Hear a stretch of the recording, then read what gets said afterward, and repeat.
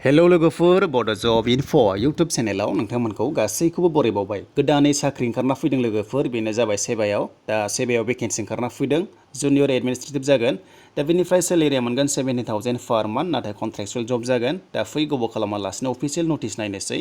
दा लोगोफोर गोदानै फैदोंबा चेनेलाव नोंथांमोना साबस्क्राइब खालाम, बेबायदि आपडेटखौ मोनबाय थानो। दा जों फैनोसै अफिसियेल वेबसाइटआव। दा अफिसियेल वेबसाइटआव फैनाय लोगो लोगो बेबायदि पेज मोनगोन, sebaonline.org होदो वेबसाइटआव नोंथांमोना बेनिफ्राय फैनो हागोन। दा बेयाव फैनाय लोगो लोगो जों नटिफिकेसन नायनोब्ला नोंथांमोना राइट साइडआव मोनदों एडभार्टाइजमेन्ट फर दा पोस्ट अफ जुनियर एडमिनिस्ट्रेटिभ। दा बेयाव जोङो क्लिक खालामना होनोसै। दा बेयाव क्लिक खालामनाय लोगो लोगो अफिसियेल नटिसा फैसिगोन। दायो जों नायनोसै अफिसियेल नटिसखौ।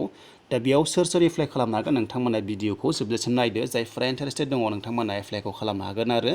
दा नै लोगोफोर, नाथाय पस्टआ साथामल' दङ भेकेन्सिया, आरो पस्टआबो कन्ट्रेक्चुएल जागोन। बेनिफ्राय लोगोफोर 11 मान्थ्स नोंथांमोना मावनो मोनगोन।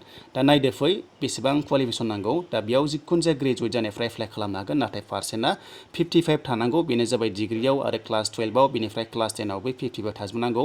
बेनिफ्राय जायफोरा एमसिए आरो बिसिए दङ नोंथांमोना एक्सट्रा पइन्ट्स मोनगोन 10 आरो 5। बेनिफ्राय लोगोफोर एक्सपिरियेन्स दङब्ला कम्पिउटाराव जेरै 1 इयारब्ला 1 पइन्ट मोनगोन, बेनिफ्राय 5 इयार्स दङब्ला 5 पइन्ट्स नोंथांमोना मोनगोन। बेनिफ्राय दानिया बैसोखौ नायदो। दा बैसोआ नाम्बार 5आव दङ लोगोफोर, 21 इयार्स जाथारनांगोन। गाहायसिनानो 18 इयार्सआ जानाय नङा। बेनिफ्राय मेक्सिमाम 43 इयार्स जानांगोन। आरो लोगोफोर नाम्बार 6आव नायदो, 17,000 पार मान्थ नोंथांमोना सेलारि मोनगोन। आरो नाम्बार 7आव दङ एप्लिकेसन फिस नोंथांमोना होनांगौ, बेनो जाबाय 250 नोंथांमोना बेखौ पेमेन्ट दाननांगोन। आरो बेनो जाबाय लोगोफोर डिमान्ड ड्राफ्ट दाननांगोन नोंथांमोना एनि नेसनेल बेंक एबा नोंथांमोना हरनो हागोन एपेक्स बेंकआवबो नोंथांमोना चालान दाननानै हरनो हागोन। थ' बे जाबाय बेनिफ्राय हाउ टु एप्लाइ। दा हाउ टु एप्लाइआव नाम्बार 8आव दङ sebaonline.org, नोंथांमोना बेयाव फैनानै अनलाइन एप्लाइ खालामदो। आरो बिनि लास्ट डेटआ जाहैगोन 4 जुलाइसिम थाहैगोन। नोंथांमोना थाबैनो अनलाइन एप्लाइ खालामदो। दा बेनिफ्राय नाम्बार 8आव नोंथांमोना नायना लाबाव।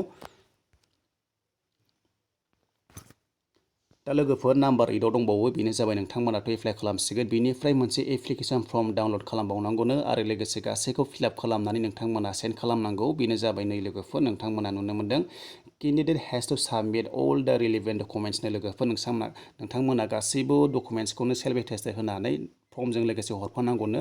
फर्मखौ नोंथांमोना डाउनलड खालामनांगोन, आरो डाउनलड खालामनानै नोंथांमोना सेबायाव हरनांगोन। आरो बिनि लास्ट डेटआ 10 जुलाइसिम थाहैगोन। नोंथांमोना बे समाव बेखौ आरोबाव हरफिनबावनांगोन। दा बेनिफ्राय जायफोर नाम्बार 9आव दङ, जायफोर माने सर्ट लिस्ट जायो नोंथांमोनखौ लेंहरगोन। बेनो जाबाय लोगोफोर कम्पिउटार स्किल टेस्ट आरो लोगोसे भाइभा नोंथांमोनखौ लानाय जागोन।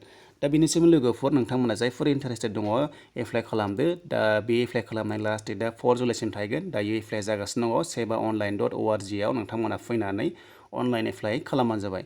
थ' लोगोफोर बेनोसैमोन आपडेटआ। लोगोफोर दानिया नोंथांमोना मोजां मोनदोंबा लाइक खालाम, कमेन्ट खालाम। गोदानै फैदोंबा चेनेलाव साबस्क्राइब खालामना लादो, बेबायदि आपडेटखौ मोनबाय थानो।